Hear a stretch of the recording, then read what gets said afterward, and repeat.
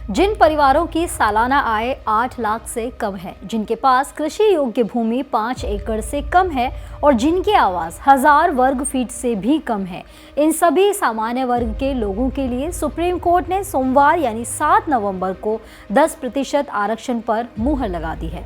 इस फैसले का फायदा सामान्य वर्ग के लोगों को शिक्षा और सरकारी नौकरी में मिलेगा। नमस्कार दोस्तों, मैं इंदु हाड़ा और आप देख रहे हैं ओजांग टाइम्स का news explainer.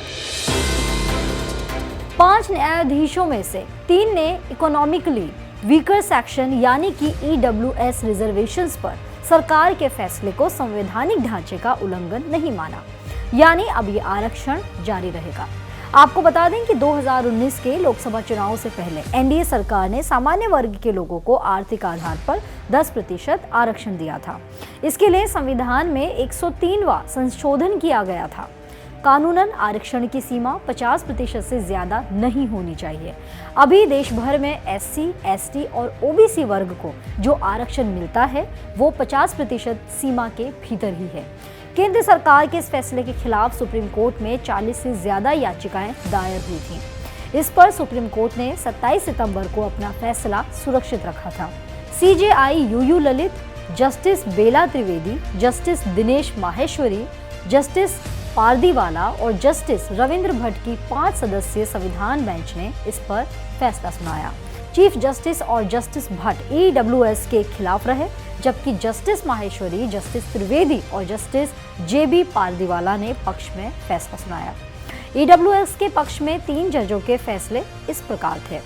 Justice Dinesh Maheshwari का कहना था कि केवल आर्थिक आधार पर दिया जाने वाला आरक्षण संविधान के मूल ढांचे और समानता के अधिकार का उल्लंघन नहीं करता।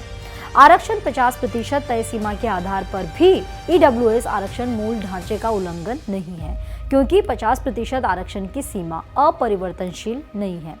वहीं जस्टिस बेला त्रिवेदी का कहना था, मैं जस्टिस दिनेश माहेश्वरी से सहमत हूं और ये मानती हूं कि EWS आरक्षण मूल ढांचे का उल्लंघन नहीं है और न ही ये किसी तरह का पक्षपात है। ये बदलाव आर्थिक रूप से कमजोर तबके को मदद पहुंचाने के तौर पर ही देखना चाहिए, इसे अनुचित नहीं कहा जा सकता।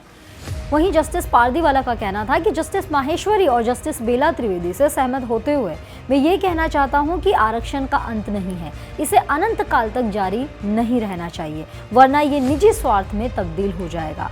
आरक्षण सामाजिक और आर्थिक असमानता खत्म करने के लिए है। ये अभियान 7 दशक पहले शुरू हुआ था। डेवलपमेंट और एजुकेशन ने इस खाई को कम करने का काम किया है। विरोध में 2 जजों ने जो फैसला सुनाया, आइए उसे भी पढ़ लेते हैं। जस्टिस रविंद्र भट्ट का कहना था कि आर्थिक रूप से कमजोर और गरीबी झेलने वाले लोगों को सरकार आरक्षण दे सकती है और ऐसे में आर्थिक आधार पर आरक्षण अवैध नहीं है, लेकिन इनमें से SC, ST और OBC को बाहर किया जाना असंवैधानिक है। मैं यहाँ विवेकानंद जी की बात याद दिलाना चाहूँगा कि भाईचारे का मकसद समाज के हर सदस्य की चेतना को जगाना है। ऐसी प्रगति बंटवारे से नहीं बल्कि एकता से हासिल की जा सकती है। ऐसे में EWS आरक्षण केवल भेदभाव और पक्षपात है, ये समानता की भावना को खत्म करता है। ऐसे में मैं EWS आरक्षण को गलत ठहराता हूँ। तो वहीं दूसरे जज चीफ जस्टिस UU ललित का कहना था कि मैं जस्टिस रविंद्र भट्ट के विचारों से पूरी तरह से सहमत हूँ। तो आखिर क्या रहा फाइनल फैसला? वो ये कि सामान्य वर्ग के गरीबों को दिया जाने वाला 10% आरक्षण जारी रहेगा। सुप्रीम कोर्ट की 5 जजों में से 3 जजों ने इसे सही ठहराया। जस्टिस रविंद्र भट्ट और CJI UU ललित अल्पमत में रहे। केंद्र की दलील थी, हमने 50% का बैरियर नहीं तोड़ा।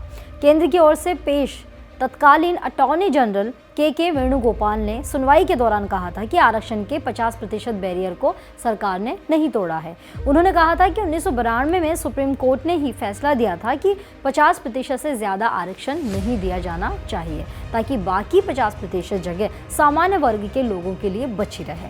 ये आरक्षण 50% में आने वाले सामान्य वर्ग के लोगों के लिए ही है, ये बाकी के 50% वाले ब्लॉक को डिस्टर्ब नहीं करता है। चीफ जस्टिस UU ललित की अगुवाई वाली 5 जजों की बेंच ने बहुमत से EWS कोटे के पक्ष में फैसला सुनाया और कहा कि 103वां संविधान संशोधन वैध है। भारत के संविधान में 103वां संशोधन करके सामान्य वर्ग के गरीब छात्रों के लिए आरक्षण का ये प्रावधान किया गया है। खबरों से लगातार इसी तरह अपडेट रहने के लिए हमारे चैनल को सब्सक्राइब करके बेल आइकन पर क्लिक जरूर कर दीजिएगा और देखते रहिए ओजांग टाइम्स।